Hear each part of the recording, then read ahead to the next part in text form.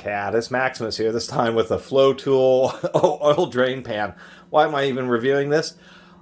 Because this is a really common brand. It's American made. It's what replaced Blitz. They're really great for washing cats too. Blitz was like just the dominant. They made almost all the plastic gas cans you'd see, but they had some kind of critical defect and recall that was so severe that this Blitz went out of business. It was just crazy. So they also used to make oil drain pans. So FloTool has kind of picked it up, and they are pretty proud of the made in USA part of this. And you think, well, that's something that's you think it'd be Chinese or something, except for the United States produces a huge amount of petroleum products, and plastics are based off petroleum. And so in this case, the supply is just so much cheaper and so much closer that it's actually competitive to make it domestically. And surprisingly enough, with the FloTool, they use pretty thick and heavy walls. This is blow molded, so how it works is there's a nozzle and it actually blows a balloon of hot plastic, just like a soap bubble. And then two molds come, surround the bubble. It fills up with air and makes this shape. And then it drops out, and there's just one other process that actually cuts off the trim. So they could produce 10,000 of these in a factory that only has 50 people. I think it's high-density polyethylene, recycled milk jugs, but surprisingly enough, nowhere on here do they have a plastic number, and I just don't really understand that. It's designed to sit upright. I keep dropping that, it's loud. I use these for cleaning tools, or at least this one in particular, just because it's actually a handy little area. And if you're doing projects and you don't, like me, if I live in an apartment and you can't get stains anywhere, this is a great option. Good things I'd have to say about it is a reasonably placed nozzle right here that does have an O-ring, which always wants to fall out for some reason. But at least before the O-ring gets lost, it will prevent oil from spilling out. Although oddly enough, there is no O-ring for this thing right here. Secondly, for some reason they've just drilled a couple holes. I don't know. I think that's to prevent splashing when the dribbles go through the hole, to prevent it from splashing back out of it. Really, I'm making excuses. I just have no idea why it's a solid panel in there with just two holes in it. I've never really seen anything like that.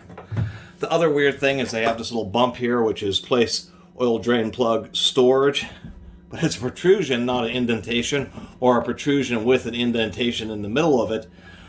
So you're going to put that oil plug on it, you're going to bump this, and it's going to roll down into the drain. It's probably another reason the drain has two holes, is if the bolt does roll down there, at least it's not falling into the oil bin. That's probably the main reason for it, now that I think of it. Besides that, not a lot else to say. They're kind of expensive. I think I paid like 12 or 15 bucks or something for this one. The only other real improvement is if the manufacturers would learn one of these days to put in a bunch of corrugations. That way when the oil stream is falling, it doesn't hit, because most of the splashing isn't happening from dribbling or anything through that hole. It's happening when it's dropping onto the surface and splashing around. And it would be nice if there were just a whole bunch of ridges, because then that would reduce the splashing quite a bit, or a grid pattern. And it does have a 16 quart or 15 liter capacity, so that's really not too bad at all. It'll handle pretty much most vehicles, except for maybe, diesel trucks. Diesel trucks will have part of the deal with long-term diesel oil changes is most diesel engines have twice as the oil volume per cubic inch of displacement versus their gasoline counterparts.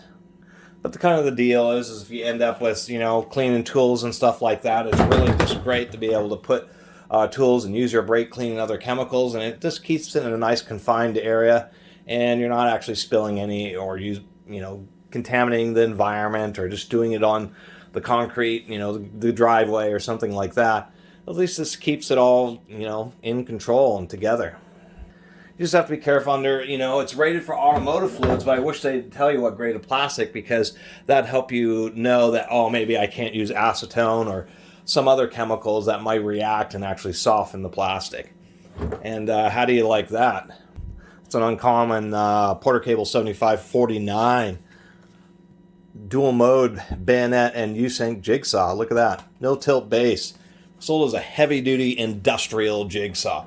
I'll get to reviewing that in a future video. Anyway, that's kind of my little review of the FloTool brand oil pans. A lot of people order stuff online, so if you're going to order an oil pan, the FloTool would at least be like the bare minimum.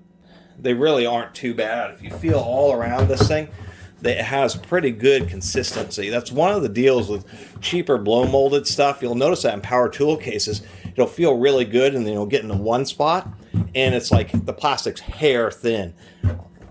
Really good consistency on this unit. So at least being American made, it is decent and it does have good trimming. There's absolutely no sharp edges on this at all. So I'll mention that as well. Anyway, really appreciate everybody who's been watching and subscribing. If you haven't subscribed, please do. Until next time, Catus Maximus out.